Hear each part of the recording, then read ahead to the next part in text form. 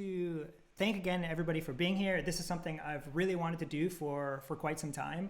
I've played around with like different formats of how I wanted to do this, but ultimately it was always focused around the same thing as like I wanted to be able to like have like an informal conversation with somebody in the like Scala community and sometimes outside of the Scala community as well, just about tooling, about like things that we use every single day. And there's like a couple of specific goals that I had in mind as well. One of them was like sort of a selfish goal that I just wanted to talk to people about tooling that I respect and like pick their brain about their work and like what they do. And I tend to like have tons of questions that I'm just like, oh, like I wonder what this person thinks of this, or I wonder why they did this or something. So part of it's selfish. The other part of it is that I feel like sometimes there's like this assumption that getting into tooling is pretty difficult or like it's challenging because it's either there's like a lack of documentation out there compared to other areas, or dealing with things like compilers or lexers or something are difficult, so you have to be like a pro to do it. But I've personally found the tooling community super welcoming and super helpful, and like they've always been willing to like point me in the right direction or shine a light on certain things that I was unaware of, and I've just had like a really, really great experience for getting involved in tooling. So I wanted to hopefully contribute to that by doing these. Because of that, like the first guest that I have here, which I'm like super happy to introduce, is Olaf. It's fitting that he is my first guest as well, because he's been a great example of the goals that I sort of mentioned. Not only has he just done like a ton of work on tooling of various types, like Scala format, metals, Scala fix, Scala meta, like the list goes on and on and on. But kind of apart from all like the great work that I feel he's done, he was actually the first person I reached out to when I got involved in open source, the first person to sort of like introduce me to the tooling world. And I've had like nothing but like kind responses that were been super helpful. His answers are always really insightful into the ecosystem. So I'm really, really happy to welcome Olaf as the first guest to Tooling Talk. So thank you for being here, Olaf. I'm really excited. Thank you for inviting me. Yeah. So after that short like introduction, do you also want to do just like a short introduction of yourself and just maybe tell everybody like who you are, where you work, where you're from, where you're situated? I don't know, like anything else that you want to add about yourself. Sure. But first of all, thank you for organizing this. Yeah. It was kind of exciting when you invited me. I thought this would be a fun chat. Yeah. I'm Olaf. And I live in Norway right now. I work at a company called SourceGraph that provides code search for a lot of companies that buy a product called SourceGraph that allows you to search the code in your company. And before that, I was working at Twitter for a year. And then before that, I was at the Scala Center for 3 years, where I was doing all sorts of tooling related stuff for open source Scala. And I'd say I was doing that at Twitter as well, and it's kind of the same thing at SourceGraph as well. So I've been doing mostly just full-time open source developer tooling for closing in on 5 years now. Yeah, excited to be here and chat. Why don't you also give a short introduction and like how you got interested in programming in the first place? I know that you, I think, went to university in it and then started working at the Scala Center. But yeah, maybe give us a better insight into how you first got started in programming, and yeah, go from there. Yeah, no, I'd never programmed. No one in my family programmed. I didn't code anything in high school. I got a scholarship to do a year in the US in college. That was like not really to do the full program, just 1 year. And I studied history and political science. And then I knew I was going to go back to Iceland, where I'm from, and wanted to do something proper. And I did the computer science program because I got a recommendation that the program there was good, which it was. It was really, really, really good. And I had a fantastic 3 years at the university, at the Reykjavik University in Iceland. And I was kind of lucky with the timing of a specific program that was starting. And so that's, yeah. And then I went to Switzerland for my master's, where I got involved with Scala and more compiler-related work. I didn't do any compiler courses at all during my bachelor's. So yeah, okay. Looking back at some of, I actually like, I'm gonna take a pause because I do see that the chat is saying that the frame rate is really low, which I see it's good from OBS. So I don't know exactly what's going on, but if something freezes chat, feel free to just let us know and we'll try to figure something out. All this is new. So, but jumping back to what you're saying, like while you were at the Scala Center, I think it's probably the first time that you started working on stuff that maybe other people were aware of, if I'm not wrong. And I looked like I stalked through your Git history of like on GitHub of some of your earliest things, and it seems if I'm not misunderstanding it, Scala format like in late 2015 was sort of like the first large project that you started working on. That's true. Like, go ahead, talk a little bit about that. Yeah, so I was an intern at the time at Google, in Zurich, Switzerland, and then the project I was working on was kind of like the Panda bot, but for Google's internal monorepo. And this bot was enabling code formatting for a bunch of directories. And I got used to having code formatting on file save. For Python, it was a really bad formatter at the time. It kind of broke half at the time. The project was in Python. So I thought, and I enjoyed Scala, so I thought that would be a cool idea to maybe build a code formatter for Scala. Yeah. So I think I started right then in end of 2015, at the same time when I approached Eugene Burmako, who was a PhD student at EPFL, who started Scala Meta, and he created the Scala macros and a lot of other really cool stuff in Scala. So I ended up doing my master's thesis project with him, which ended up being Scala format. Oh, nice. So before that, I had mostly I'd done some work where it's like building a payroll system in Iceland. I had done some calendar, like flight booking widgets in React.js and stuff. So I hadn't really done any open source work before that. Okay. Yeah, okay. I wasn't doing Scala at this time, but I'm also curious because, and we've spoken about this a little bit in the past, I believe, but at that time, Scala Reform, I believe, also existed, which was another reformer. What made you come out with another Scala another formatter when one already existed? Like, was there either things that one didn't have that you were adding, or was it like everything from the internals was different? Like, what was the difference? My kind of harsh view on it, I don't think everyone would agree, but like, for me, the big one is that Scala Reform didn't have a maximum column setting. So it means that in my opinion, it's more of an indenter. Because it doesn't really impose any style whatsoever on how you format stuff. It will choose what indentation level you will use at every line. And that's it, it's just indentation level? Yeah, and Go format is exactly the same. Okay. And then you hear these Go people boast about like how fantastic Go format is, except like there's no settings, right? Except you have to like configure every single line, whether you're going to do a line break or not. Yeah. So I wanted something that was similar to the Clang formatter that I was using for C++ at Google, and the Python one that I was using, which would take like way more control over how you format. It would line break, line wrap, and kind of remove all personal flourishes that you would try and add to the code. Yeah. So that was my big motivation. And for me, it's like everyone kind of threw Scala format and Scala Reform into the same category, but in my head, they're not the same category. Like one is an indenter, in my opinion, and that's really useful for people who want that. Yeah. But it's not what I wanted. Okay. Right. I feel like actually, one other thing I wanted to ask about with that is I've also, I think, heard you reference that it was inspired by Prettier as well. Is that possibly true? That's not true, because Prettier didn't exist at the time. Oh, okay. Ooh, so Prettier is based on Scala format then. And I'm not going to say that either. Okay. I'd say the true original one is Clang format, which okay. is just a phenomenal code formatter for C++.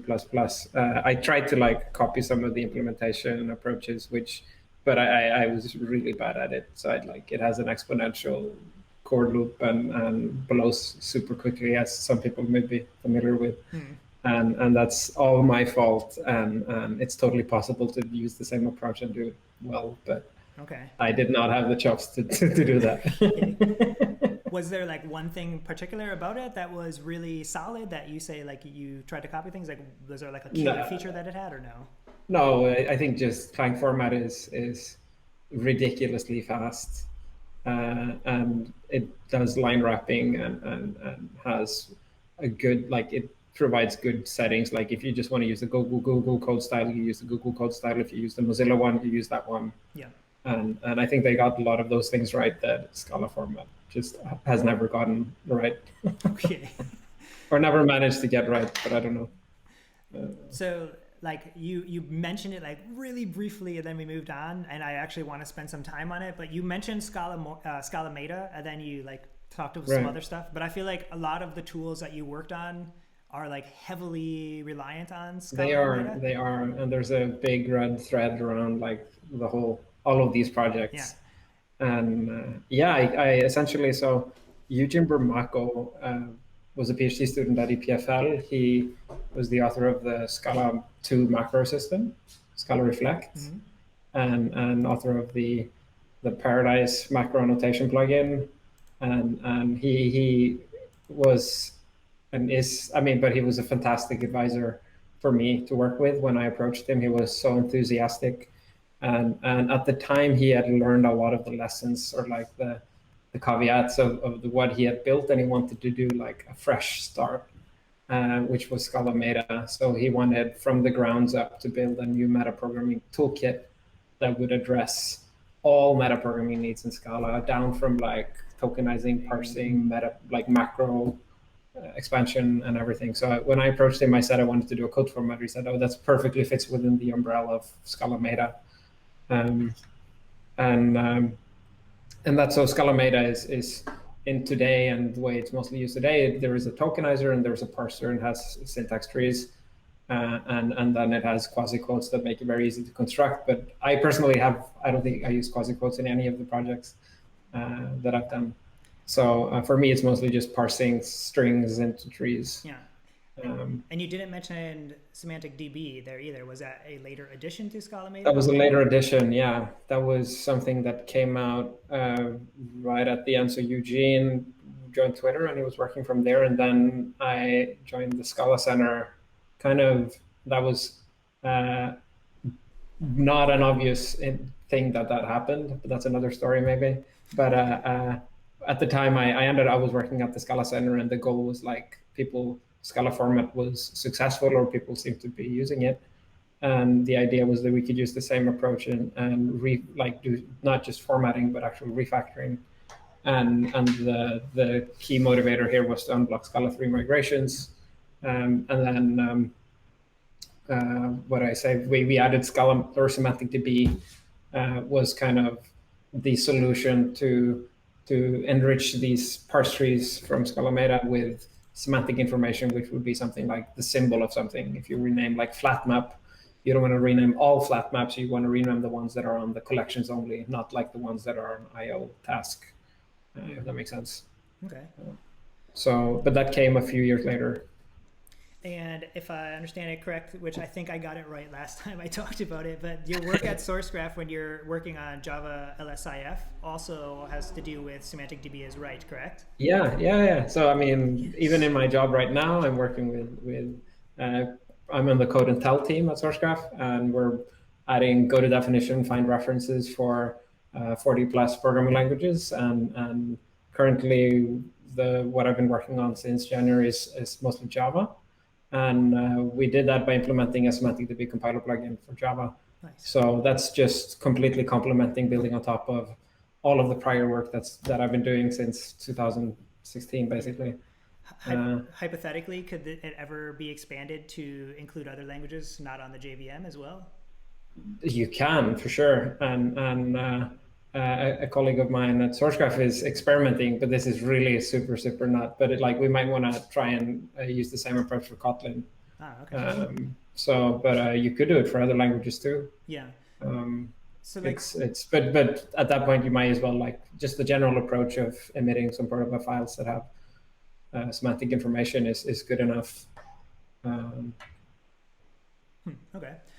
is there like one thing I've always wondered about Scala Meta is, well, I've wondered a lot of things about Scala Meta, but one of the things I often wonder about is like, now's your time to ask questions. Yeah, this is actually just a time for me to ask all the questions I've been stuck on. Like, I haven't been active on Gitter, so you just hopped on a call. Hey, do you want to do an interview? Yeah.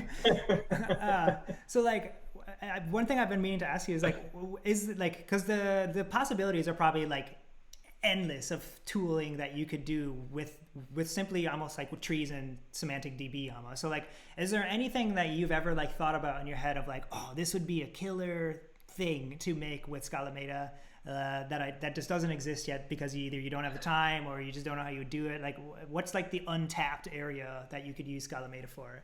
It's always been code search for me. Okay. So I'd say the true, if you ask me like how did I get involved in tooling, I was doing this internship but I got to use the Google's internal code search, which is the most amazing developer tool I've ever used. It still is.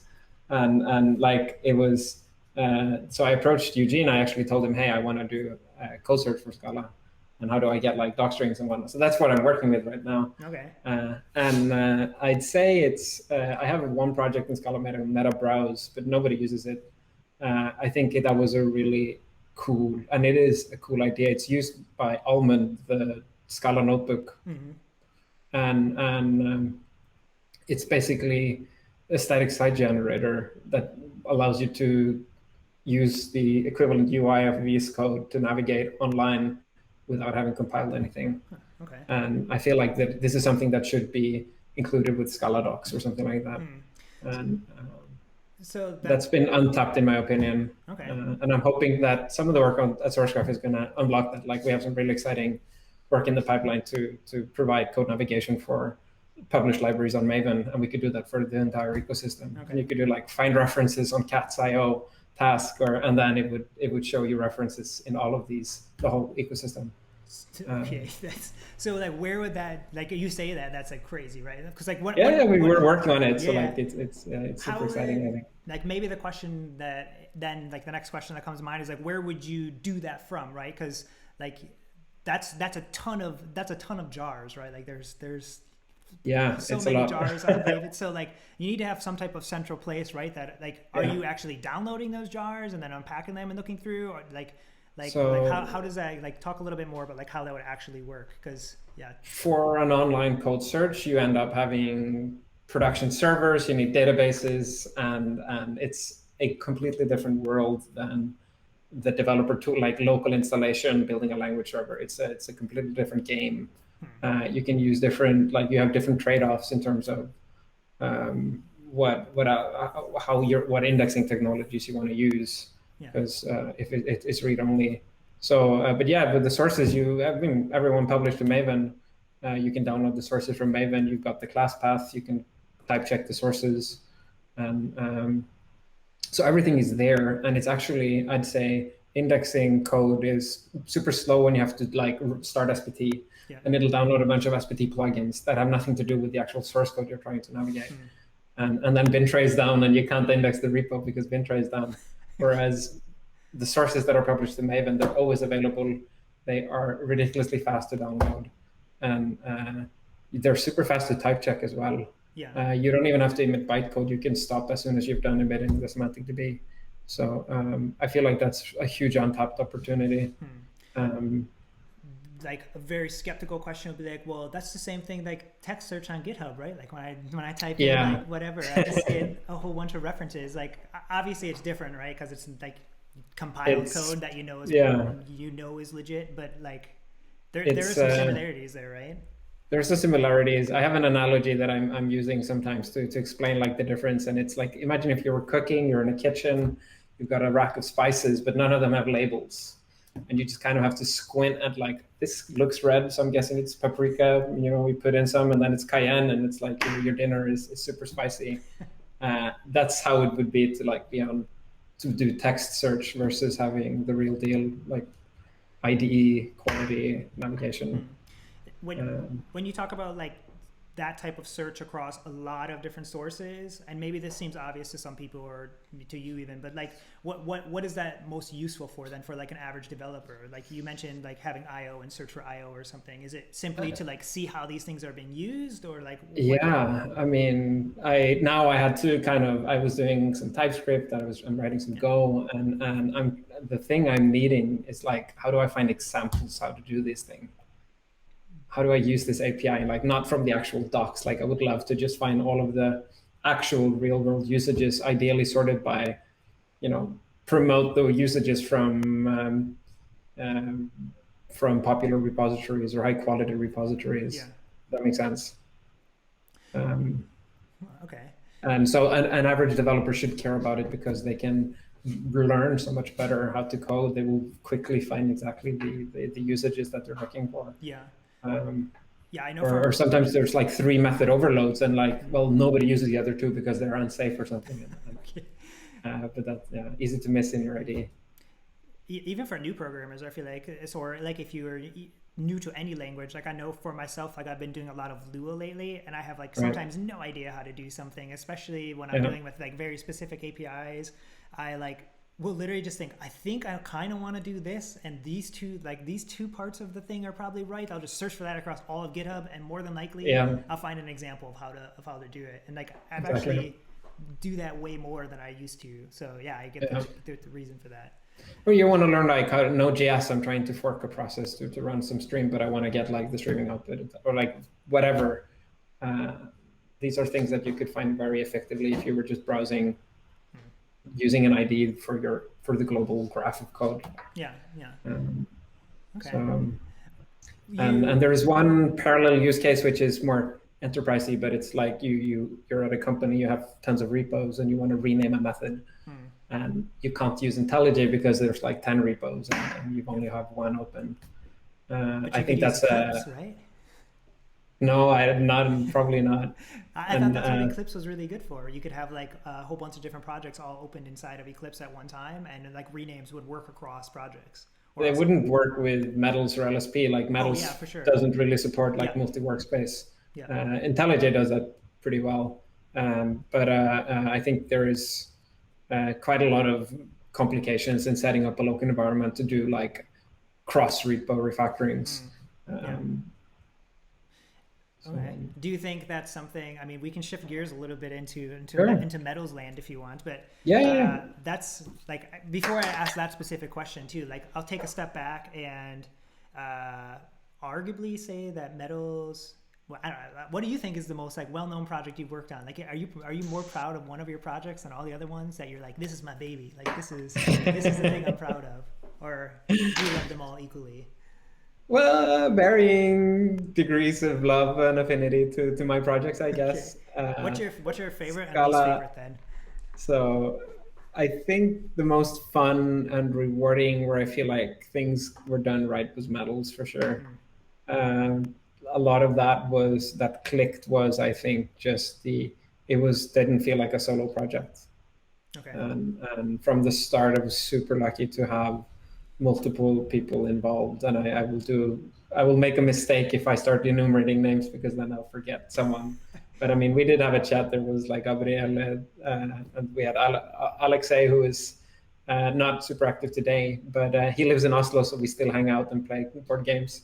And we just got met through Metals basically at the time, and then we had Eugene and we had Jorge, and then you joined, and there were more. So it felt like compared to, let's say, Scala format, that was like me alone doing all of the code, getting it out there, and then having a lot of users with really no active contributors. Unfortunately, that changed, but that only started like, let's say, a year or 2 ago. Where we have some really active contributors now to Scala format. Fortunately, it's honestly, that's one thing I had written down that I wanted to like both comment on and ask if there was like any like wisdom that you have on this. But I feel like you've done a really, really good job at the majority, or if not all, of the projects that you've started or have like worked pretty heavily on.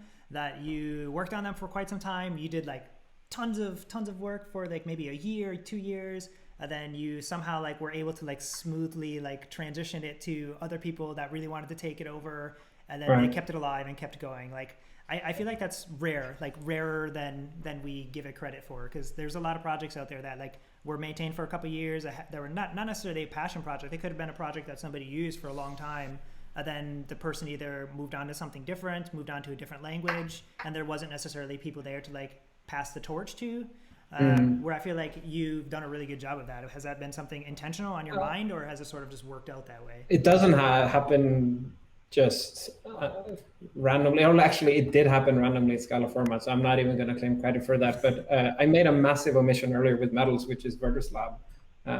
Tomek has at Verduslab basically has been driving this project now for more than 2 years, and he and so just on that note, on like keeping the project sustainable, I don't think it would have been sustainable without Verduslab's financial backing. Like they've been fully funding engineers to work on it. Yeah. So in that way, I don't think that was a typical scenario of your like standard open source project. But it didn't happen either.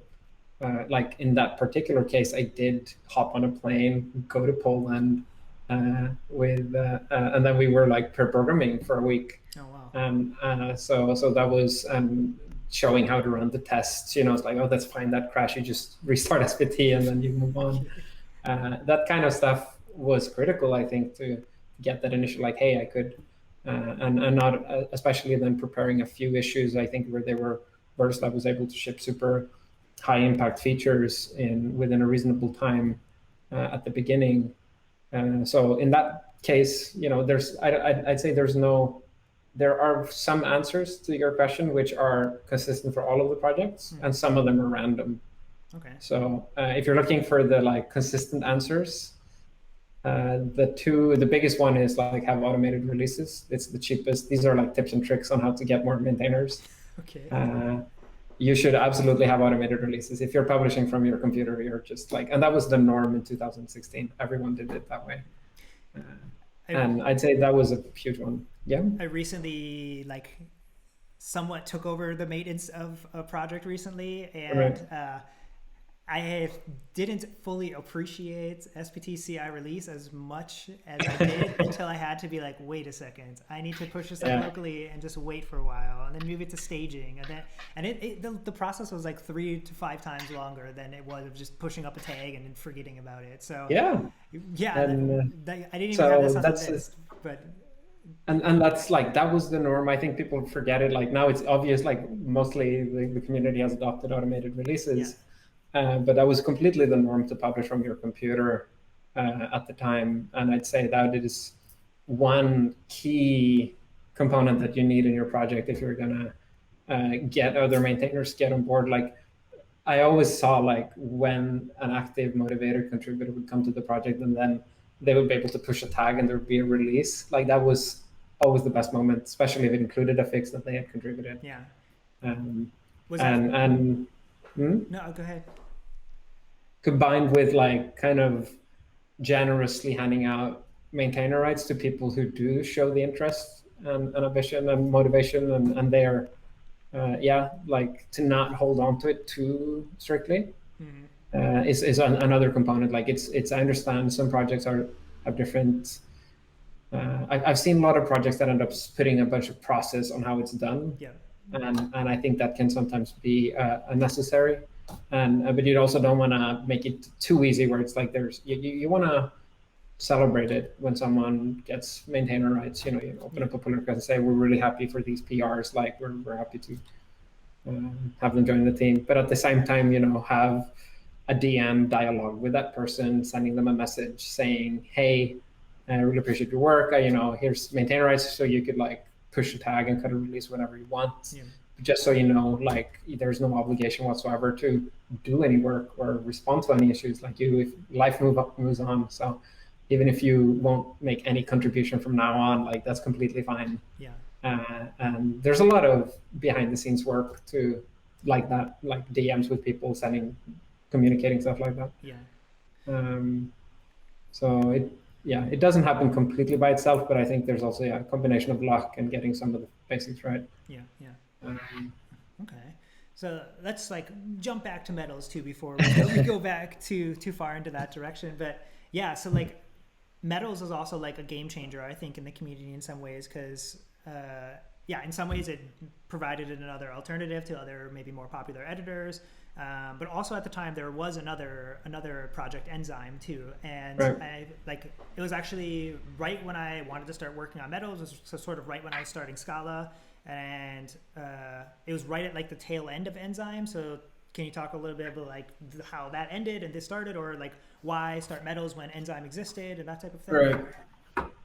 At the time, there were multiple language servers. So there was like Enzyme was the original one, and it had its own protocol. And then LSP came along, which was a revolution largely in the kind of IDE scene for the other ecosystems. Yeah. And then there were efforts, and there were language server client, or like server implementations that used Enzyme as the engine, and there were several of those. And then there was the Dotty language server, because previously Dotty had its own implementation of LSP as well. So I was working at the center on ScalaFix, and I was I think Gabriele was the reason why the metals started. And it mostly started because he wanted to get ScalaFix diagnostics into VS Code. And I was like, yeah, we were DMing, and I said like, yeah, it's, we can totally do it. It shouldn't be that hard. I had actively said no to any kind of. Shouldn't be that hard.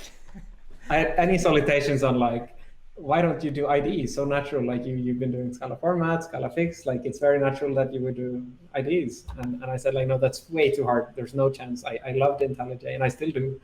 IntelliJ was working fine for me, had no issues whatsoever. And I was like, you see how many people work at JetBrains, and they're really good at it, and they've been building a moat for 20 years.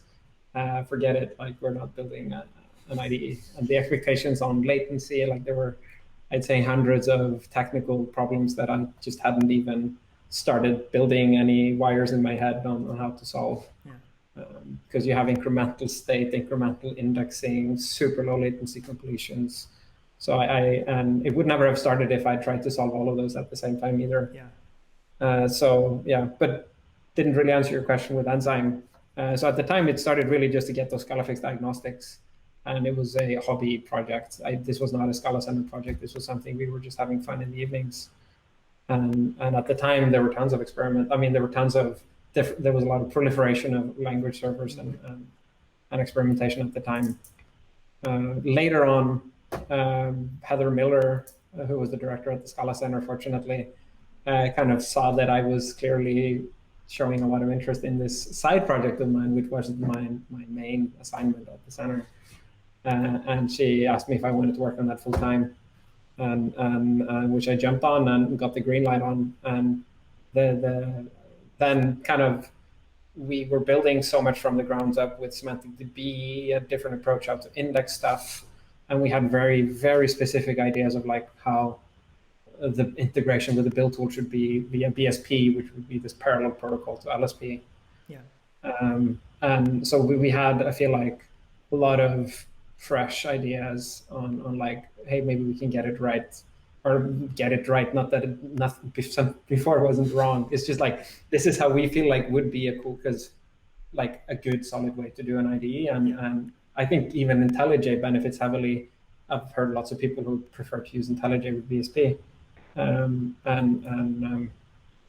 That's because, So, I mean, I'm familiar with like how IntelliJ sort of has their own internal compilation model that they use, and I know the BSP model, but what did the model that Enzyme have? Like, if they weren't really using any type of BSP protocol and they didn't have, were they just directly using the presentation compiler, or so I'm gonna, if I claim technical details on how it works, I'm not gonna be called out for making incorrect statements. But like my understanding is that it would you would have a plugin. It's kind of like Bloop. It would have its own plugin. It would emit some JSON or some other syntax config files, and then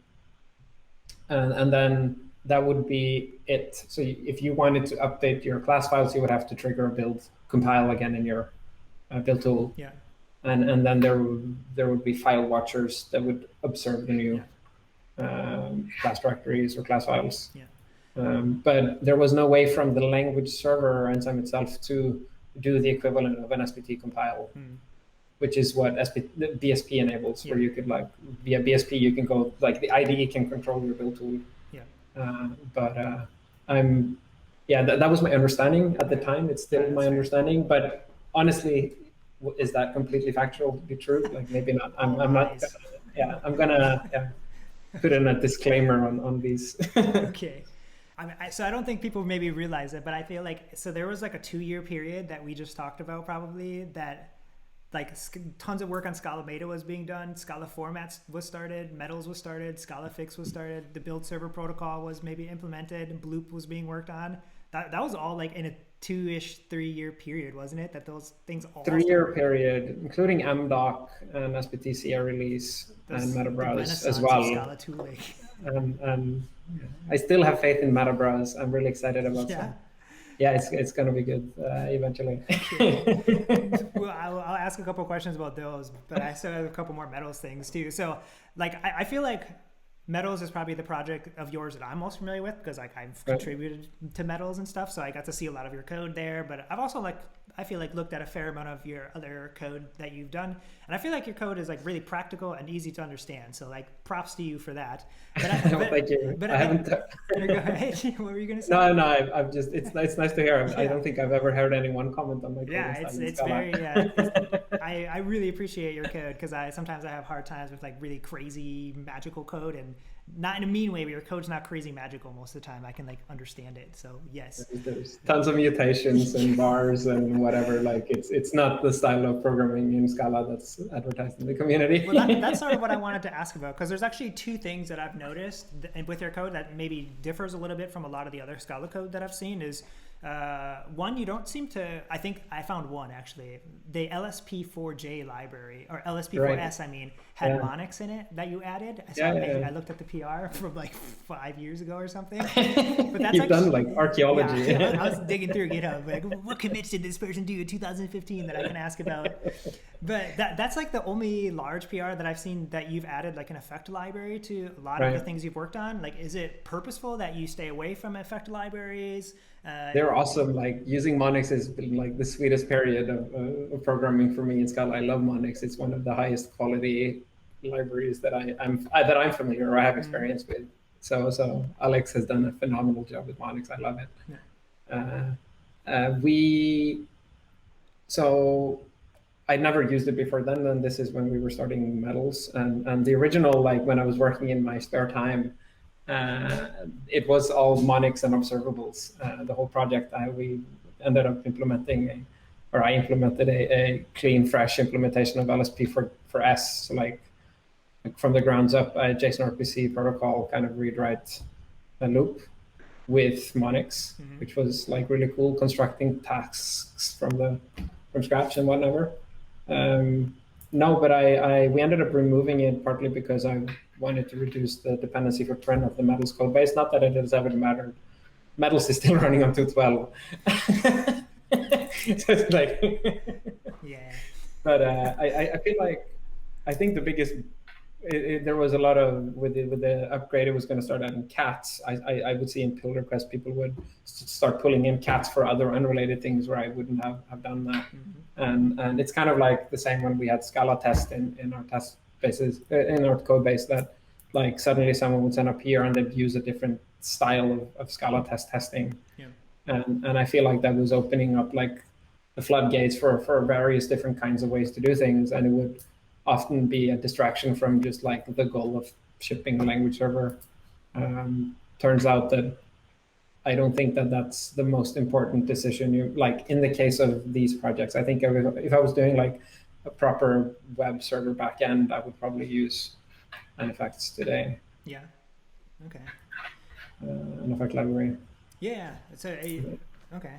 Another thing like that I've noticed, and when I first started with Metals, it was not surprising to me. Well, it was surprising to me. I don't know why I was hesitant to say it was surprising to me. It was very surprising to me. It was a little bit hard to follow because I just didn't understand it at first, because there were some layers of indirection and there were a bunch of Java interfaces. And I know that Scala Fix has the same thing. I think MDoc has the same thing as well. What is it? Why are you using Java interfaces everywhere?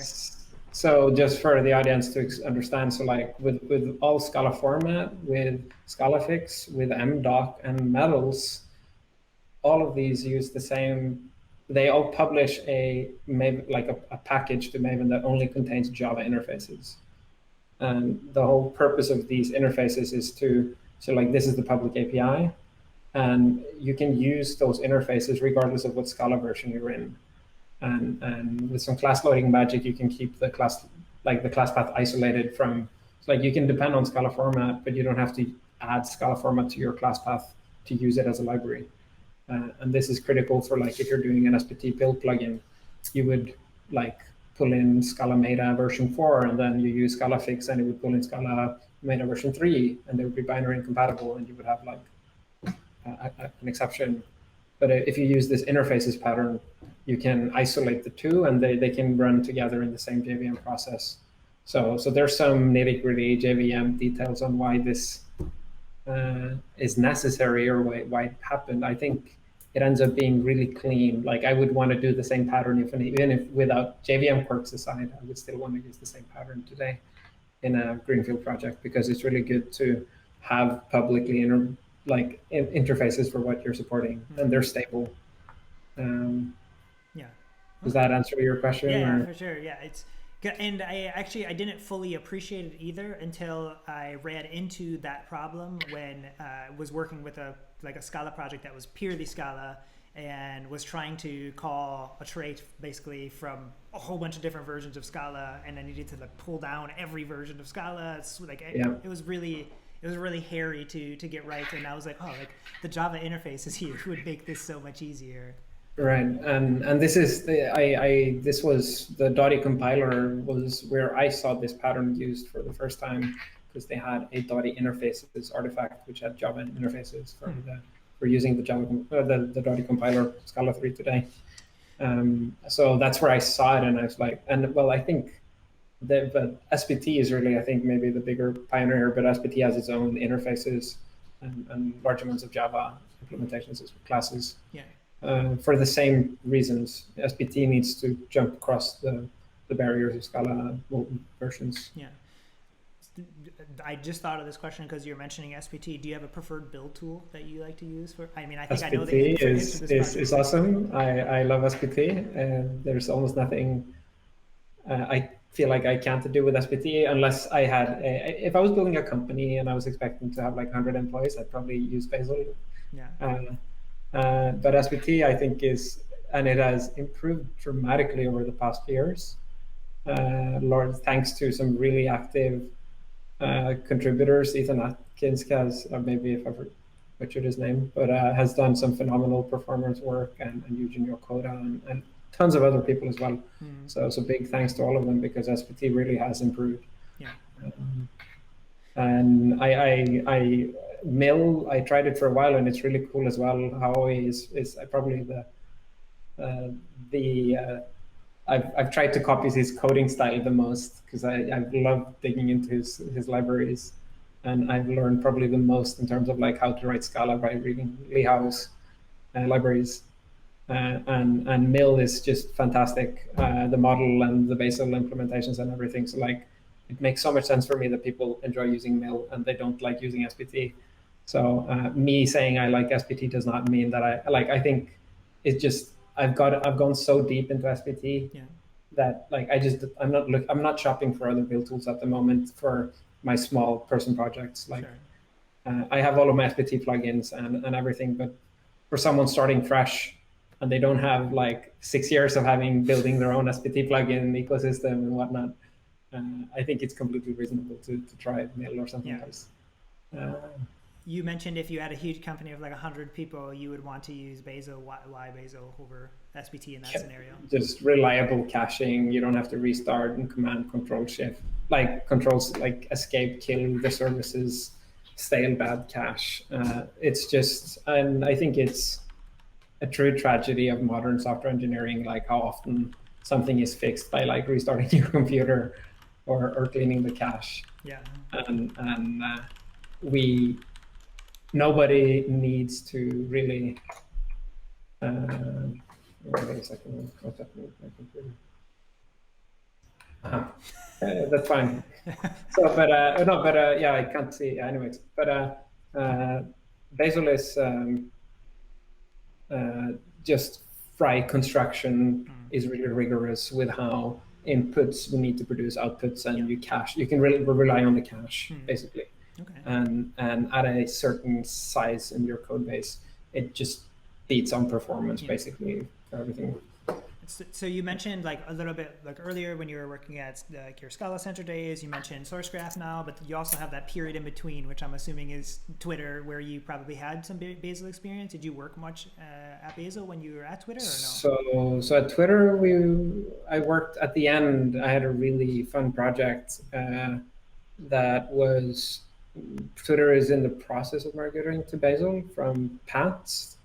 And Pants is a monorepo style build tool, which is heavily inspired by Bazel, but it's written in Python and then has it evolved in a different direction over the years. And so I did work with Bazel for a couple of months there in the end. We were doing, I was working with dependency resolution when you, because at Twitter, you would end up having like multiple versions of protobuf. Different teams at the company would be using different versions of libraries. Yeah. And a lot of the off-the-shelf solutions for Bazel, they kind of assume that you'll have a single version of protobuf for the entire monorepo. I don't think that single version policy is the way to go. I think it really holds you back. Like it makes a lot of sense in maybe at Google's case, but I don't think it makes sense for most other companies. Yeah. So allowing a team to start using CATS 3, and then while other teams can have 6 months window to upgrade later. So we were kind of building a solution like that for Bazel. And Bazel was able to encode this beautifully and get all of the benefits of proper structural sharing in the caches and whatnot. All right. So we mentioned this a couple different times. Sorry, we were like jumping all over the place. Yeah, we were going all over this. I'm trying to at least have some type of like line of thought to like continue to ask questions, but I have a ton of questions. So like you mentioned Scala Fix and you mentioned MDoc, and we haven't talked really about much of them. But like we'll start with maybe with Scala Fix, because you mentioned you tried to get some diagnostics from Scala Fix into an editor, but what was sort of the impetus of starting Scala Fix? Like, where did that come from? Like, and ironically, Metals today still doesn't have Scala Fix diagnostics. Yeah, I know. That's what I also wanted to comment on. I was like, this never happened actually. Like, it got pulled out and it still hasn't been added again. So, ironically, like I think Gabriele still wants to get this feature in. He knows how to contribute. He can do it. But he did get like all the other things instead. Like, okay. So, but you were asking about, Scala Fix. Yeah. Just like what made you start Scala Fix? Like, where did that come from? So that was at the time I finished my internship at Google. I did the Scala format project for my master's thesis, and then I was looking for a job, and I was, I'd say, very, very close, like super close to accepting just a consulting gig in Bergen, Norway. I had the offer and I was going to accept it. And then I thought, maybe I should give it 3 more weeks and see whatever comes up instead. And because my partner at the time was doing a PhD, or she's my wife now, but she was doing a PhD in Bergen, Norway. So I wanted to be able to live there. And then Eugen Bermako hooked me up with a call with Martin Odersky. He said like, hey, you should really try and hire him for this new Scala Center thing that you're starting.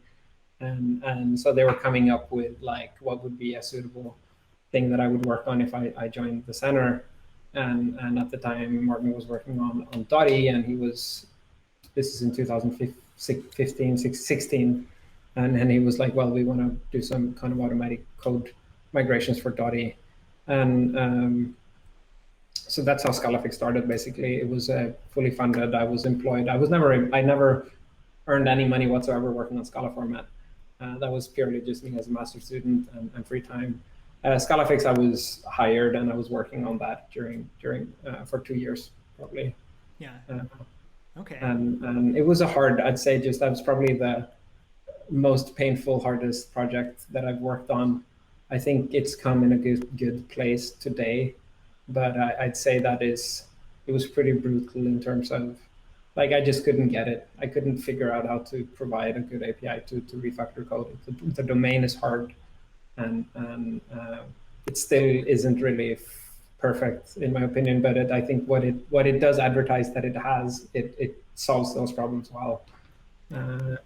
So it'll migrate our code to Scala 3, right? Like we set out. Oh, there is, and that not thanks to me, because Miriam has done a phenomenal job with the Scala 3 migrations, and it turns out that a lot of the work there is not only just migrating the code, it's updating your build tool and like figuring out that like these versions, like the big thing people spend most time with is like figuring out what version of this package they're going to use between Scala 2 and Scala 3. And suddenly being in this hole where like, yeah, so the Scala Center and Miriam now at the Scala, they've done a phenomenal job to actually package up like a complete tool to do Scala 3 migrations. Yeah. I feel like it was too early at the time. Like we were too focused on the end goal, which like we want Scala 3 migrations, and but most of the time was spent like how do we do refactoring on code bases. And I think at the time I was collaborating very closely, or this was heavily, I was working very closely with Eugene Bermacco at Twitter, and they wanted to do refactorings in their monorepo, where they have the Twitter code bases organized in a way that like you can't easily just run on a local computer refactoring rule against the entire monorepo. You need to be able to do it distributed ways and aggregate and whatnot. Yeah. So we kind of threw in some requirements into the mix that made it even harder, or like, yeah, so like it wasn't okay to just like edit the source code while you were compiling it. Like there were tons of things we couldn't do. Yeah. But that collaboration, I think, made it really good in the end. Unfortunately, we were given enough time and funding to really get it to a place where it should be. Yeah.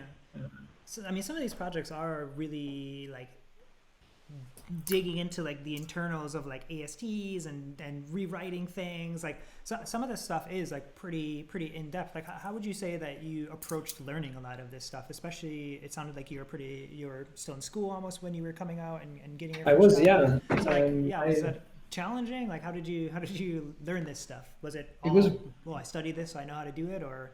No, you don't learn. Like I didn't learn, I'd say, any of this stuff in university. What you learn in university is more like other things that are helpful, but not the actual like stuff that you need. Like you don't learn how to hack on the compiler or whatever. I think it was crushing for me because I'd done like to work on ScalaFix, because I'd worked on the formatter, which is a super simple domain. It's like you read a string, you spit out a string, and then you're done. You don't have any need to like hook into the compilation step to get type infos and whatever. Yeah. Then you could have like just done a compiler plugin, and you would have all of the type checking, inference, and whatever working out of the box. But then you would be working with the trees and the syntax model of the compiler, which is kind of heavily desugared from what you would have in the source code. So we said, okay, well, let's start with the perfect source code, and then like this is the perfect syntax model, and try and sprinkle the types and the inference. But now we had to like copy this whole semantic model of the compiler into some other place, and we did that with like a persistence layer. You would emit a bunch of semantic information to disk, and then kind of map that onto these parse trees that had high fidelity. They would faithfully represent the code the way it's written in source. Yeah. And this is just, I'd say, a completely more like, I have more respect. Like this is a harder domain than a code formatter. Yeah.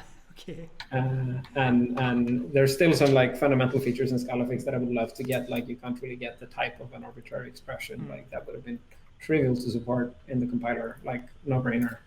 And I always just like said like, yeah, but you don't really need it for anything except like kind of do, if you're doing, I'd say a niche set of use cases, you need it. Yeah. Somebody had a question in chat, which I thought was kind of relevant, because you've been able to be in jobs that you've worked a lot in open source as well. And the question was, when you're working at product companies like Twitter, how did you get time to do open source? Do you work on it in the evenings, or do you get to work on it during your day job? Because you've produced a ton of tools. So like, how do you have time to do all of that? I have been fortunate to, since pretty much 2016, I've done a ton of work in my spare time, or let's say I'd rather want to just say I've worked more than 40 hours a week, because there's been a very gray area between like my work and my hobby or side projects. I've been more largely funded or employed for the projects that I worked on. And so I don't know how much advice I can give, except like I think it is like, don't put unreasonable expectations on what you will do if you have a full-time job and then you're hoping to build like the way you do it, Chris. Like I don't know how you manage, like, well, now you fortunately, I know you're maybe able to use some of your work time to do these things, because I think it's unrealistic to expect people to have essentially a side job alongside their main job, while, because I also have a personal life, like and I do really relish the time where I'm not coding as well. So I'd say the best advice that I ever got on this topic was from Eugene Burmako. He was a fantastic mentor to me.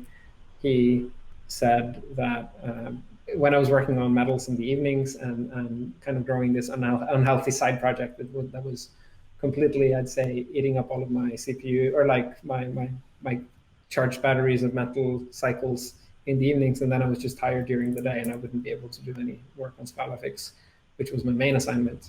And he kind of pointed out that like, well, or he basically just told me like, why don't you just do that thing during your workday? Like it was an easy question. I can't remember what he said exactly, but he was like, yeah, like just figure out what you need to do so that you're doing this as like when you wake up in the morning and like, this is what I'm supposed to be doing. Like, why don't you just make it that? And I'm not going to say that makes sense for almost very, like it probably doesn't make sense for many people as an advice. I for some reason, I've managed to then hop on and then do another job where I was doing this stuff, and then I hopped on, and then I'm still doing all of this stuff during my day job. So I don't know. Maybe I've just I would have easily not be doing tooling if I hadn't found Sourcegraph and gotten the opportunity, and like all of the stars and the moons aligned for the job that I have right now. And that was, I'd say, it was not at all a certainty that would have happened. And if that wouldn't have been the case, I would have been probably writing banking software for local Norwegian banks. Okay. And that is what I was expecting to do in November, basically. So, which is quite a little bit different than what you do now, right? Yeah, I was ready to. I mean, like I've chosen I want to live in Norway, and there's just no Norwegian company that ever will employ someone to work on tooling that I'm doing right now. So and that was a trade-off I was completely willing to make as well. So I don't know if that's aspiring or helpful advice. You just feel more depressed now because you can't do that. No. Okay. But it's there. All I can say in terms of like the niche and the domain is like there's very few organizations that are employing people to like. The advice first one I have is like actually ideally try and get paid while you're doing it, and secondly like there's very few places that will pay people to work on these things. So hopefully that's not too sad. So realistic. If you were given like 6 months to do whatever you wanted, what would you work on? I hate that, or like I don't want this to be the answer, but it's a cliche, but I literally would be doing exactly the same thing I'm doing right now, which is my job. Really? That's what you do, coach? Wow. I'm having so much fun right now. Cool. The team at Sourcegraph is amazing. So like, because if I'd go 6 months and do whatever is like, it'd be a solo thing. And I already have experience for where that goes.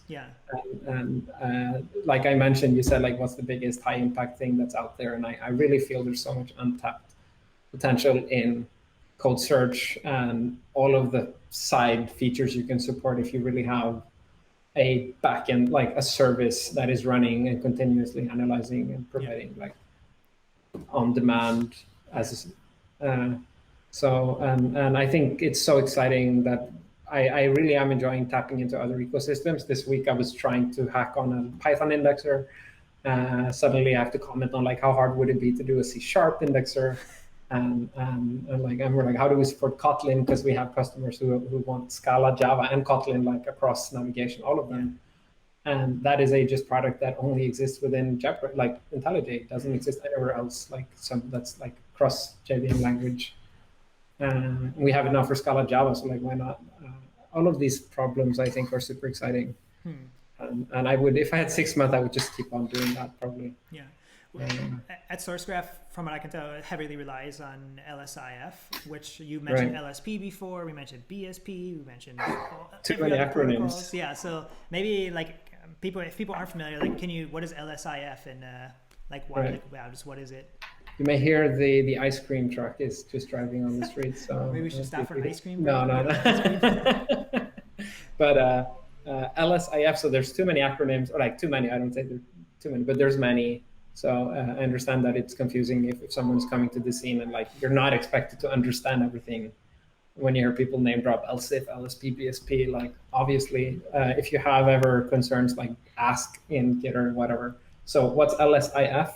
That is, there's LSP, which is the language server protocol that Microsoft authored. LSIF is also authored by Microsoft and by pretty much the same person, from what I can tell, who is basically a persisted on disk serializable version of LSP. So LSP requires you to keep compiler processes and everything running, and that makes it very like you can't easily deploy it as a service because you don't have language. Like Metals is not at all designed to be running in a server to support like thousands of concurrent users. Yeah. It just does, like, it has a single thread where it keeps the compiler because the compiler is single threaded. So LSIF allows you to kind of persist whatever info to disk. You could put it into SQL index, and then you could do some features by that. So SourceGraph consumes LSIF, and it's able to find references like across multiple repositories. But and it does that in milliseconds because it's just querying stuff out of a SQL database, not like spinning up Metals to figure out like the definition of something. Okay.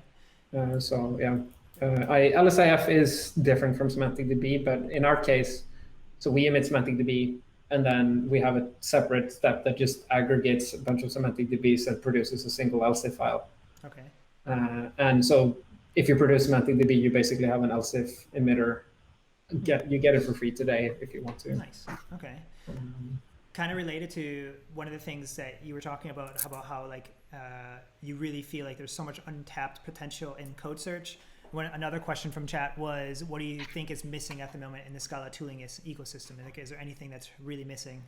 I would love to. So now I have colleagues who are not at all familiar with the Scala ecosystem, and I tell them to install Coursier, because that's the way you install everything else. It's the equivalent of NPM. Like you can't do JavaScript development unless you install NPM or Yarn. So I would love to have Coursier along with all of the other things kind of in a single interface. And there may or may not be some people who are working on something in that direction, but like that would be the most awesome thing that's missing, because if it existed, I could tell my colleagues, like, just install the Scala command line tool. Yeah. And it has formatting embedded and fixing and like the LSP stuff embedded, and it installs JVM for you. And then there's like some hidden features in Coursier, I'm pretty sure too, because I think it was actually an issue you said, like, here, it sounds like I'm stalking you on GitHub, but I saw, I looked through, I've like, this is a total aside, but like I learned so much from reading issues and comments on GitHub of like people's thought process. So I do read a lot of like issues on GitHub just to like see what like problems people hit on. But one thing I saw you posted one time, and I read it and I was like, wait a second, Coursier you can publish with Coursier. Like there's, oh yeah, no, like you can't and can. Like, no, don't. You don't want to do it. So, I never got it working, or if I did get it working, it was after several. I hope that will work at some point, but there hasn't been a product market fit kind of there for this product. Let's put it that way. Like, Alexandre has done an incredible amount of work. I'm super excited to hear that he's working with Vertislab today. And he's done so much work on Coursier. It's like, I hope that published feature works, but it does not, don't use it. It's incomplete. It's like, it's the same. I have a bunch of, what are they called, Easter eggs, and some like MDoc has maybe more features than people know, because like like a language server. Among other things. Okay. Yeah, we didn't even talk about MDoc hardly, but yeah. Okay. Yeah, I also like cannot speak high enough about Coursier. I think, I don't know if there's another. I mean, there's a few tools in the Scala ecosystem that I use literally every single day, and Coursier is one of them. I especially use it even more now. Like, I've started to like embed some of the functionality in NeoVim that I can quickly do it without having to jump to the terminal. So like, yeah, Coursier is. I think it's awesome. Validating you say that, Chris, because I think like I use it every day, but then again, like my job is like I'm implementing a dependency resolver for Twitter, or like I'm trying to index all of Maven for Sourcegraph or something. So I don't know if I want to tell other people like, yeah, you should drink the Kool-Aid, man. Like I use it every day. Like then you probably need to use it every day as well. But I think if you're dealing with dependency updates or like figuring out like what depends on what, is this a fat dependency? All of these things, I use the CLI from Coursier. Yeah. For sure. All right, so I don't want to take up tons of time because I know we're like over time already, but I do have a handful of other like quicker questions I want to ask you if you have time for them. So Alexandre is on the chat. I hope I didn't say anything wrong. Soon for the published stuff. See, maybe this was just the push he needed to get the published stuff across the board. So we'll look at it that way. But you mentioned it a little bit, and I mean I know this question, but you also mentioned you used IntelliJ. What editor do you use and why? I use VS Code increasingly in frustration. So I did use IntelliJ. I implemented Metals in IntelliJ because Metals wasn't good enough. Then it ended up actually, I ended up switching when it was good enough. Like it wasn't always, it was worse than IntelliJ in a lot of fronts, but there were several fronts where Metals was better than IntelliJ. Primarily low latency completions, where the completions will actually give you all of the results in the first completion. Like IntelliJ has this smart completion where you have to do a double completion. And the second one is just too slow. Like it'll take 1-2 seconds. It's super annoying if you have something like files provider in scope, and then you want to import Java.io files, and then you do files, and it will only like suggest files provider, and I have to do a double tap. I say that's the feature that made me literally want to use VS Code instead of IntelliJ. Okay. So if someone at JetBrains is listening, like fix it. But then it's really sad, I think, that VS Code implements LSP in kind of some bad ways. Like the workspace symbol, where you're searching for symbols in the workspace, it will filter out stuff that the language server actually sends. Like VS Code applies its own editorial choices on like, we think this item doesn't match the query that the user types, so we're going to discard it. But Metal supports stuff like if you want to search for collection immutable try, you can just do like s.c.t. But VS Code will be like, well, these dots, like there's no dot in this name here. And then the Vim bindings in VS Code feel like they're regressing all the time. I don't know what's happening. So I feel like I should try NeoVim soon, because I did use Vim full-time with Python. Yeah? Yeah. Well, I hear there's some pretty crazy work going on in the NeoVim land. So. Yes, so I hear so too. So I am increasingly frustrated by a lot of these things. Like it's annoying to have implemented features that were working in VS Code 2 years ago. Like I spent blood, sweat, and tears getting some of these in. And then these features are just silently taken away from you. I just noticed because they're not working for me. And then I realized that, so like all of these people using VS Code with Metals, like they don't even know this feature exists. Like it works in Vim. You say that like it's surprising, like it works in Vim. Come on.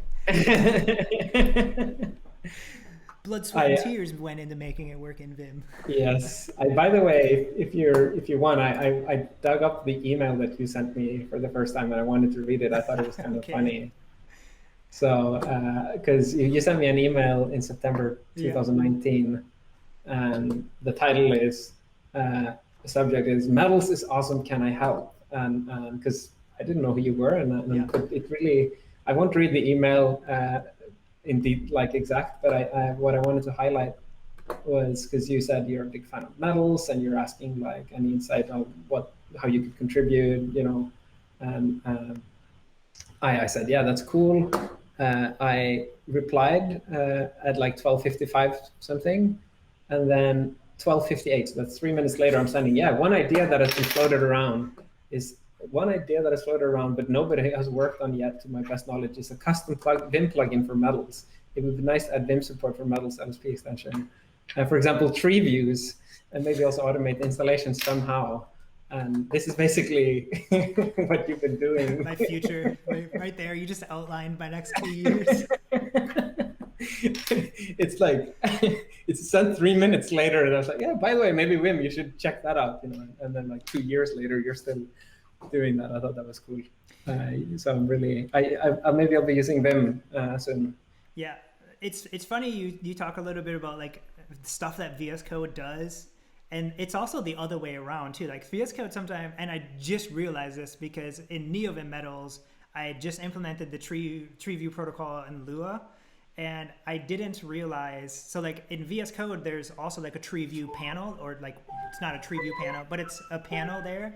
And I didn't realize how much extra stuff VS Code does with that panel that we don't have to do. Like, for example, like if something changes and we need to replace an entire node and everything underneath it, it will like cache the state of that tree. And because all Metals is doing is saying, here's this new node, it changed. If you want to know everything underneath it, you have to do like 10 calls to get them all, and then somehow keep the state of what was expanded and not. And that took so much more work than I was assuming it would.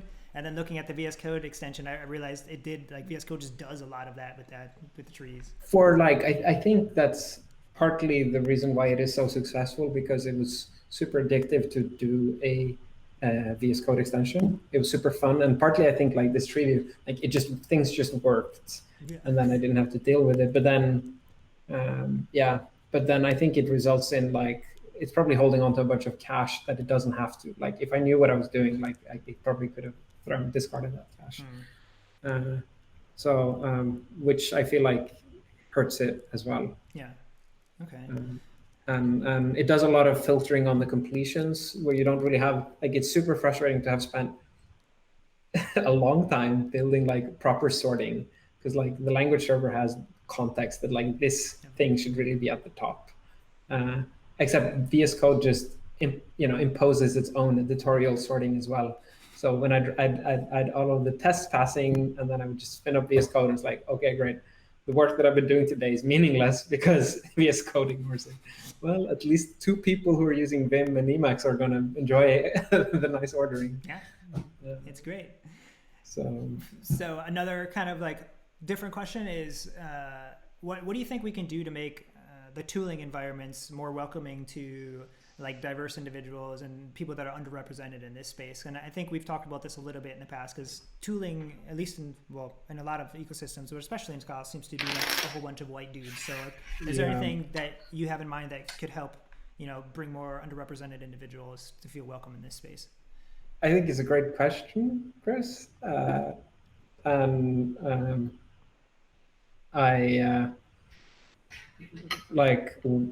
just want to echo that I agree with you. I feel partly responsible because the Scala organization has quite a lot of like contributors all over the world who are to multiple projects, and I just looked like I was scrolling through the members of the organization, and like they're all white dudes like myself, and so I'm not going to claim any kind of like, I don't have the answer for this, because clearly what I'm doing is not what we should be doing. The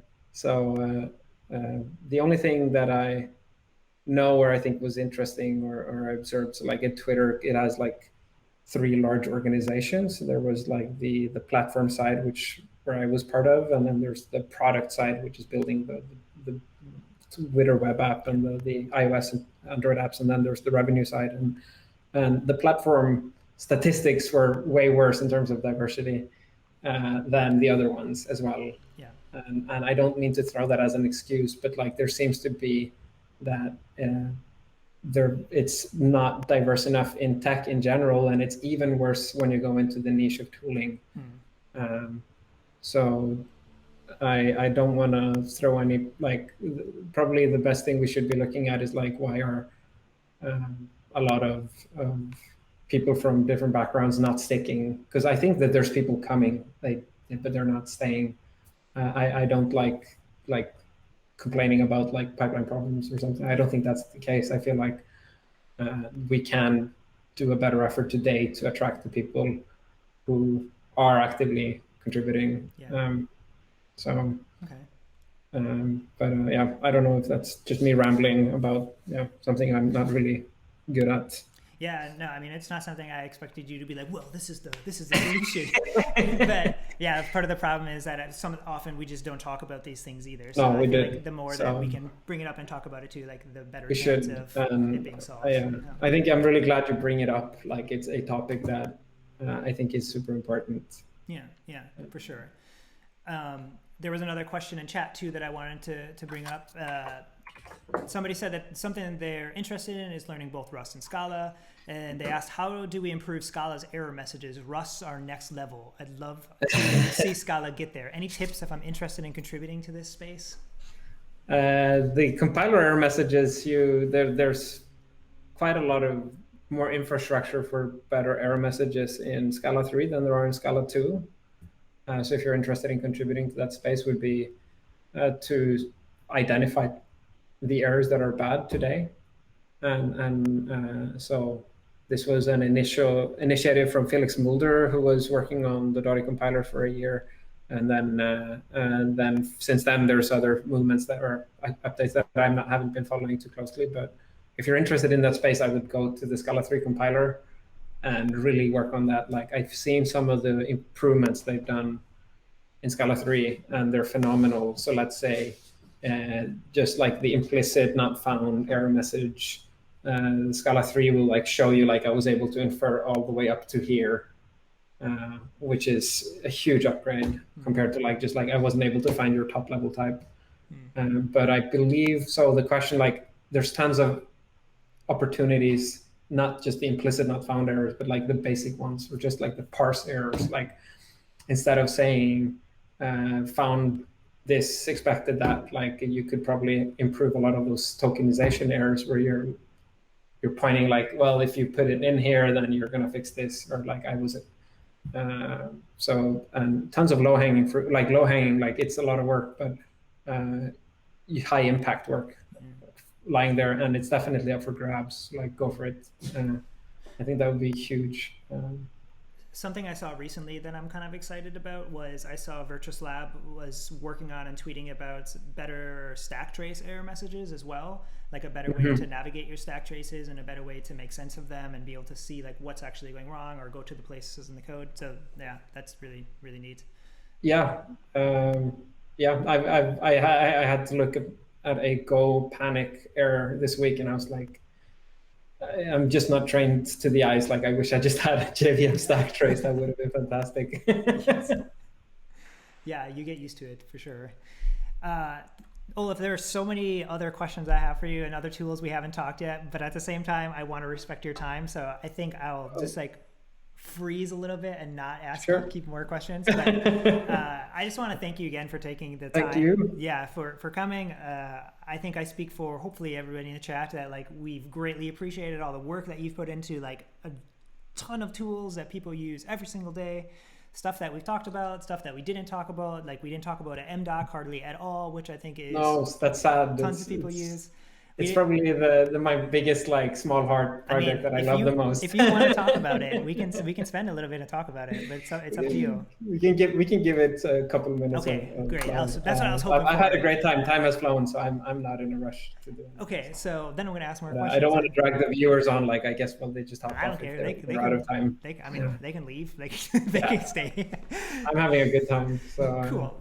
Then if it's okay, I'm going to ask you some more questions, and if it's not okay, secretly send me a message behind the scenes. Be like, I'm sick of your questions. Like, let me go. Okay, so. Let's chat about MDoc. Don't run, Chad. We got more questions. I got at least 3 more tools to ask about that we haven't even touched on yet. So MDoc. What is MDoc for the uninitiated? MDoc is a tool that reads Markdown documentation with Scala code examples, and it produces other parallel like Markdown files which contain will evaluate the Scala code examples. So it's the equivalent of treating your Markdown documentation as just other programs, treating them as programs, and you can test them and run them and put them into your whole kind of build pipeline, just as if you would do like a normal unit test suite. But it makes it a lot of fun to write documentation as well for your Scala libraries, because you can interact, get really quick feedback on how is this API going to look like on the website. Because you can save and it will compile and read. And so this sounds like, well, obviously, but it's lacking in almost all other ecosystems, from what I can tell. Very few ecosystems have something like this. And the experience I've had of writing documentation without MDoc is really brittle. I'm running something in the terminal, and then I copy paste it, and then I put it in, and then a month later it's outdated or it's not working. It's missing the imports, and so that's MDoc in a nutshell, and it has tons of other features that are less important. Somebody mentioned Tut in chat, and I also wanted to ask you that, because you have a really good blog post actually about why MDoc was the successor of Tut. So if people haven't seen that before, go to the MDoc website. I'll post it in chat and read that blog post. But yeah, can you talk a little bit about just about Tut and about how MDoc came after that, or what did you draw from Tut, that kind of stuff?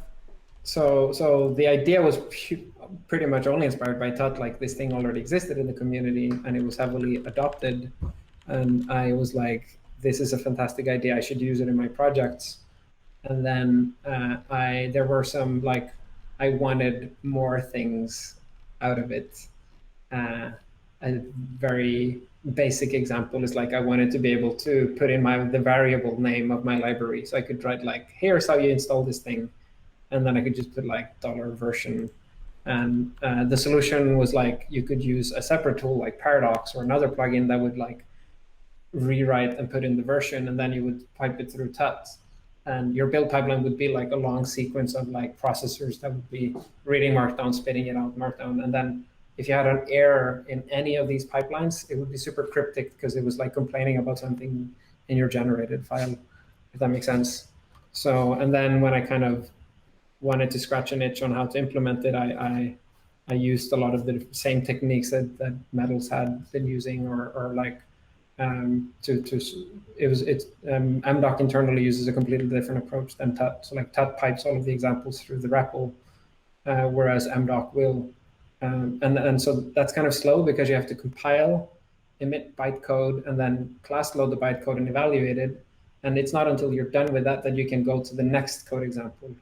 And so if you have a file that's Markdown file that can easily be several hundreds of lines, it can take 20 seconds to just go through the whole sequence, because you have to go do this whole cycle for every one example. Whereas MDoc will take the entire Markdown file and translate it into a single program and evaluate it in a single go, as if it was just a normal Scala program. So you replace all of those cycles with just a single compile, evaluate, run loop. And this dramatically sped up that edit, test, feedback loop, which I think is essential if you're editing documentation and you want to see does this feel right? Yeah. Yeah. And am I mistaken in saying that one of those Easter eggs in MDoc is that there's also an entire language server that's part of it? I wasn't thinking about that as the Easter egg. When you mentioned it, I was like, oh yeah, that's another Easter egg. Just that small thing. Yeah. Why is that there, and why isn't it used there? It's not used because like as soon as you have it, you want to get code completions inside of it. So MDoc has a language server that will give you compilers in your editor as you're typing markdown files, which is really nice because suddenly like it'll be spitting the errors in. The workflow I use today is like I have my terminal running and then my editor, but in the editor I don't get any live feedback on like the code examples. So the MDoc has its own language server that just does the diagnostics part. But like as soon as you have it, you want to get code completions. You want go to definition of work. You want like all of the other things. So it's not advertised or published anywhere because, or I think it's published, but it's not advertised because essentially like it felt more natural to put it into metals. Yeah. Although that doesn't work today, like that's where it should work. A bunch of new issues and feature requests will be incoming in the next week. And then, I heard this had a language server. Yeah, and because I have a like kind of complicated local setup where I have my terminal, my editor, and then a live preview all on a single screen. And I don't think like that's something like you'd have to pair program with someone to understand the flow. So I think a lot of people are like not using the same thing because, but if Metals had out of the box support for this, they would automatically kind of get the live preview and the markdown as they're editing, and it would synchronize between the editor and the view. We don't even have a feature request for that, I don't think. I don't think so, no. Okay. Because the market for people who are writing documentation is so small. It really is like it's maybe 100 times more people who are just writing normal programs than the ones who are writing. Yeah. What are some of these other Easter eggs? Secrets. MDoc has kind of its own script evaluation engine. Like it doesn't really have to evaluate markdown files. Like it could evaluate just like regular Scala script files as well. It's kind of like Ammonite does. And you can in your markdown file actually import like another Scala file or a script file, and MDoc will like correctly, like you can also import dependencies from externally from Maven. So in a way, it is a really bad slow build tool. Because it'll compile all of this from scratch all the time. And I had some PRs that never got merged that would use Bluepan behind the scenes to like do that incrementally, the whole compile pipeline. I didn't know that. Okay. So then it would be like a script engine that would be just as fast as like edit test with your Zinc incremental compile, all of that stuff. But I realized I was building a build tool and I was like, I'm not going to do that because we don't need another build tool. So kind of related to that feature, I'm gonna read this question word for word that I have written down. So secretly, I've wanted MDoc to spawn off a side project that I can use as an alternative to Ammonite to run scripts. Is this possible? You want to use? Can you repeat that? I want to use MDoc as an alternative to like a lighter alternative to Ammonite, that I can just have a script and use MDoc and run it and execute the script. Yeah, you could. I'd estimate it probably is less than half an hour's worth of work to make it like. So it's possible, yeah. Sure, it's possible. Okay. Is there? I'm kind of concerned about the floodgates of like other kind of what happens, but let's chat about it. I would be. We already have a question in the chat. Is there extra steps to enable this LSP server in MDoc? You'll have to figure it out yourself. Like that's kind of the. it's not advertised in this. I regret having mentioned it. I don't. No, I think it because that also comes with the VS Code extension. So you have to set up the language server and then the VS Code extension. A lot of things are tricky to set up. Yeah, I don't remember the steps even. So. Related to the file imports too that MDoc can do, I even tried to like put examples of this with Metals. Even that I feel like it's even not people aren't aware that you could even do like compiler plugins or Scala C options and stuff as well, right in a worksheet. Yeah, and those will all work. Yeah, and maybe so just to explain, largely so MDoc was always this documentation tool. And then in November 2019, so that's 2 months after you emailed me, Chris, I was working on worksheets. And that was partly because I wanted to do a proof of concept at Twitter to because like the whole king of the game, or like what everyone were trying to figure out is like, how do we support faster iteration speeds for developers? And I was thinking of like, what is the absolutely fastest thing I can do to get someone to make a change in their one line change in their code and then rerun it. So I went for worksheets, and so the worksheets in Metals are implemented with MDoc, because all of that pipeline of like taking some input, compiling it, evaluating it, running it, showing you the results in the same single UI was all implemented in MDoc already. So it was just a matter of like wiring it into VS Code or Metals. It's a pet peeve of mine when people say Metals in VS Code and they don't say like Metals, like it can work with other editors. It's at the time there was a non-trivial amount of work on the VS Code side to do the declarations. So they're like, it would have been unfair to say Metals and this, because then it didn't work in another editor. True. Like, and you kind of have to ship a feature with like an end-to-end implementation for like one editor. That's why. Worksheets has completely changed the way that I do REPL-ish style things. Like, I know a lot of people, it's like some people are on the REPL side and some people are maybe on the worksheet side, but like, I honestly don't even remember the last time I just opened a REPL to evaluate something. Like it's so much more quickly for me to just like open up a worksheet and boom. Like worksheets are amazing. Worksheets are too fiddly sometimes for me. Like I have, like, probably my fault, but like they do tend to like sometimes stop evaluating or something. You have to reload or restart. But I'm also just too used to the print in the console workflow that I tried to like implement a Sudoku solver once with worksheets and just didn't feel right. So, but I do feel that for certain things, worksheets are amazing. But I hear from people that use them for everything, and I'm like, cool. Like I wouldn't implement an HTTP server with worksheets. But, yeah, it's great. Anything else about MDoc that you want to mention? Yeah, there is one thing that I've wanted for so long, which is because we have pretty much all of the information about your code base, your class files, your byte, like that we could, and MDoc could, it has this modifier API. You can implement your own modifiers. So essentially, if you want these code fences in Markdown to have a different behavior, you can implement that by like hooking into a plugin API, which is implement like, and what I would love to do is to allow you to fetch the documentation for certain symbols in your code base. Or if you want to do like a table of contents, a reference guide, like a reference, like these are all of the methods in this class.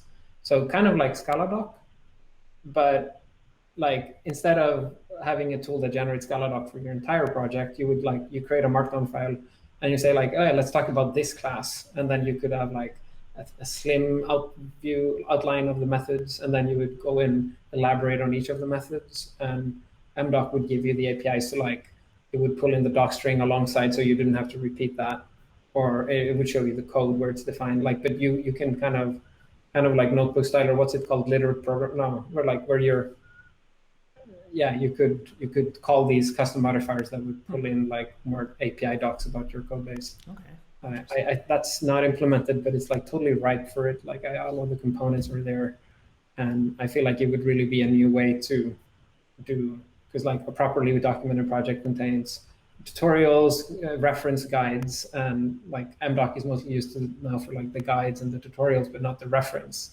But I'd love to get it to do the reference as well. We also didn't even mention Docusaurus, like the Docusaurus integration, I don't think. Right, no. Which is a whole other part of MDoc. Yeah, but it's the least interesting one. It's like just a super thin layer over the Docusaurus site generator. True. Which I would love to get rid of, honestly, because like I think it would be nice to have a JVM implementation. It's just worked well enough that I haven't bothered. Like the biggest pet peeve of mine is that the search is not offline. So like it's using a third-party VC-funded company, I guess, to support. Like I would love to have. There's no reason why you can't generate the index and have proper JavaScript search. Probably be a fun project to implement. Yeah, hint, chat. That's the other reason for tooling talks, is just to get people in chat to be like, that's a great idea, I want to do that. Yeah, so if someone wants to do like index, like searching, like there are some JavaScript projects that do this, but like I wouldn't mind a Scala JS implement, like that would be even better. We could then provide search on the API level of like, yeah, cool stuff. And Virtus Lab is, by the way, doing huge, like tons of super exciting work with Scala Doc, rethinking Scala Doc. A lot of these ideas are in progress, or like different ones, like they really are driving that front. So I'm excited to see what comes out of that. Let's jump into a couple of newer projects that you've been working on too. Well, newer. MUnit. People ask. Oh yeah. Yeah, I don't even think we mentioned MUnit, or maybe we mentioned it in passing. Like people, I saw somebody tweet the other day, and they were like, so and so asked me why I'm using MDoc. What does it have? And I think they said something like, that's the thing, it has like way less, and that's why I'm using it. Like it's I don't know, that sounds terrible probably, but it was a funny tweet. I laughed about it, and it made me think of you, and I was like, oh, I'm going to ask like Ólafur, what are the killer features of MUnit? Like, why did you start MUnit, and why should somebody use MUnit? MUnit was largely like I'd resisted all temptations to do a testing framework for a long time, because I was using Scala test for a period, and meant like Scala format. I don't think it's using it now. But it was using, and then I was using microtest from Howie, which is fantastic. So many good ideas there. But I was starting to copy paste like a larger chunk of helper methods on top of micro test.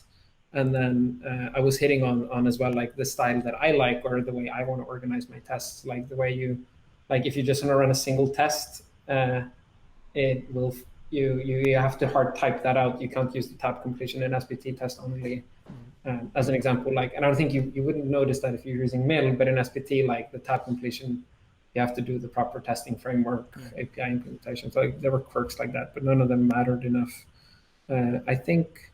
So then I can't remember exactly why I'm. So yeah, and then at Twitter, I was doing this Bloop integration for pants, so people could use Bloop and Metals and BSP with IntelliJ.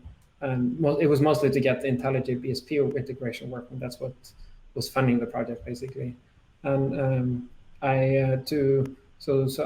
Twitter was using a bespoke implementation of a testing runner for pants, which would automatically infer the Scala test JUnit runner annotation. So it would use JUnit for everything, but it would, if a test class that was Scala test didn't have an annotation, the pants test runner would like automatically assume that it should be run with a JUnit Scala test runner.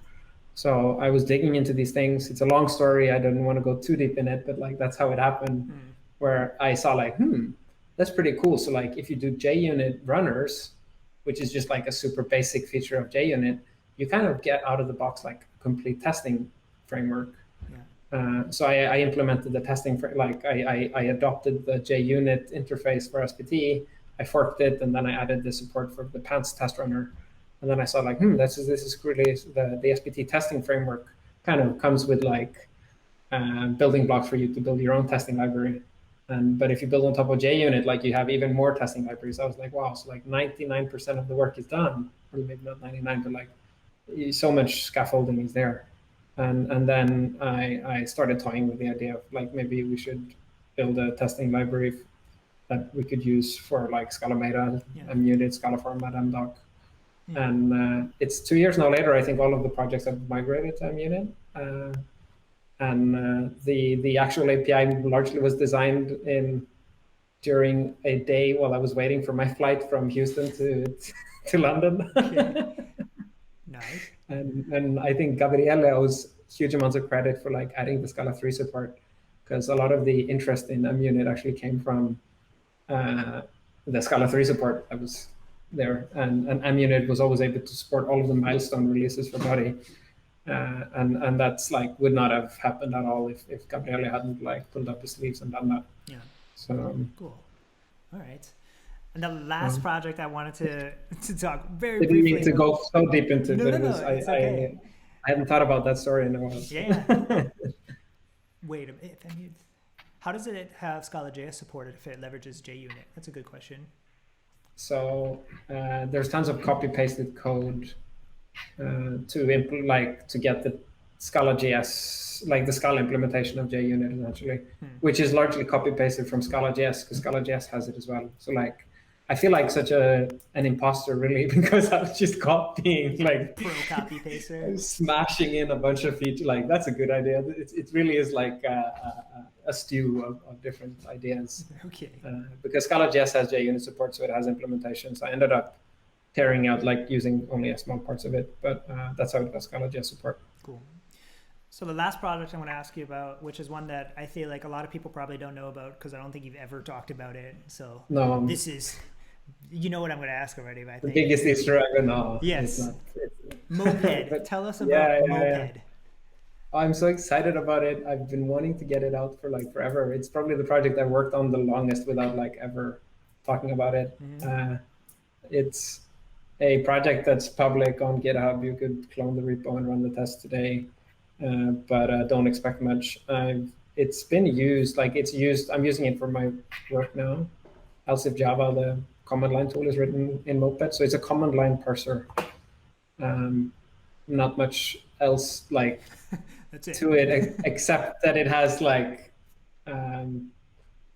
because I haven't really refined the pitch for Moped, but it really is I'd say kind of like a framework for shipping a command line tool, and it includes so many things that I've had to redo in all of my projects that have command line tools. So like you get out of the box like how to install tab completions, and tab completions that just work, they actually call back into the command line tool. So like you have a way to implement a method where you implement your own custom tab completions. That's one feature. Another one is like the way you test them. It comes with a test kit, so you can have full control of how you the output and input and all of that. The working directory will generate like a lot of tools are so side effectful. So like you want to install something in the user system settings, like all of that stuff is mocked out so that you get actual temporary directories for the entire system of the computer. So you can write really robust tests. And it has an API to shallow processes that use OSLib from Huawei.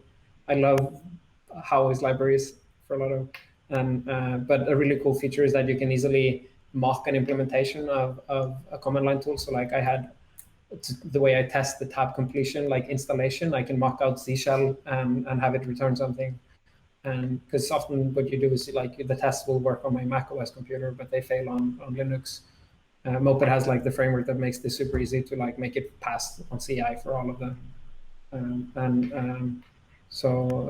It has some like a super boilerplate free APIs to, you write a case class basically that's like, and then you write a method that just implements the run method. And with sub commands, so you can kind of easily reuse. Often your CLI tool ends up being like, this command is kind of like, we'll do these 3 other commands. And the way you would implement it is kind of just by using those subcommands as fields in your other, like it's, but I haven't, it's, without going too much into detail, it's something that it's super ambitious, that's probably why it hasn't probably been advertised, because it's too ambitious and it's not polished. So. But it does have fancy things like progress bars. Oh yeah, it has APIs for like really nice progress bars.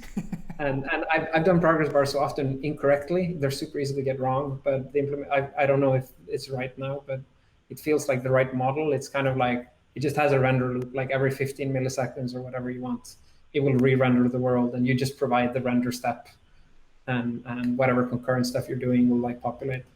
Because it's super easy to actually mess up, and that you're rendering the progress bar too often, so you're consuming CPU, which makes the process slower. So yeah, small stuff like that. So I used Moped for the project at Twitter, and then I was using it for my work now. So it is serving a purpose. But maybe one day it'll be out there. Hopefully. I get too ranty when I talk about this stuff, so sorry. It's okay. Hopefully after today we'll have like issues and feature requests on like the language server of MDoc. You'll have a bunch of stuff on Moped, and you can thank me for all this renewed interest in these things, Chris, that people didn't know about. This has made more work for you basically. But I do want to, for real this time, Yes. probably take it Now to a I'll close. stop ranting. And no, I mean, thank you so much for graciously giving your time. I originally reached out to Olaf and said, hey, we'll talk for like an hour, and it's been like 2 hours now. So yeah, I've had a good time. yeah, but thank you so much for your time. I really appreciate it. I want to thank you again for just all the work you do for the community. I want to thank you for being super helpful to me when I first started out and answering my email within 5 minutes with work to do. And yeah, actually, like one more part of that story is that you didn't mention is he was also willing to like jump on a call with me and like explain stuff to me, which I think like blew my mind because I was like, how is he doesn't even know me. Like, why are you willing to jump on a call with me and explain this? So thank you for doing that. Because I know everybody probably wouldn't have wanted, like, I don't know, just not everybody would do that. So thank you. Appreciate it very much. Thank you for organizing this. Yeah. I had a lot of fun. Awesome. One other thing I wanted to do before we move too much further is also introduce the person that I'm going to be speaking with next month. So to shift gears a little bit into sort of just like general tooling talk stuff. Is like, as I mentioned earlier, like I really want to talk to various people in the community that I think are doing really great work, and I want to spotlight some of the stuff they're working on, but also get a picture of, you know, why they do what they do, how they approach problems, and all sorts of stuff. So I've been reaching out to various people in the community that I think really fit that, and that I really admire the work they're doing. So I'm really happy to say that next month, the person I'll be interviewing is Miriam Lakar, who is working at the Scala Center right now. She's doing tons of work on migration from Scala 2 to Scala 3. There's some tools there we'll talk about. She is one of the people that is leading the development now in Scala Fix as well.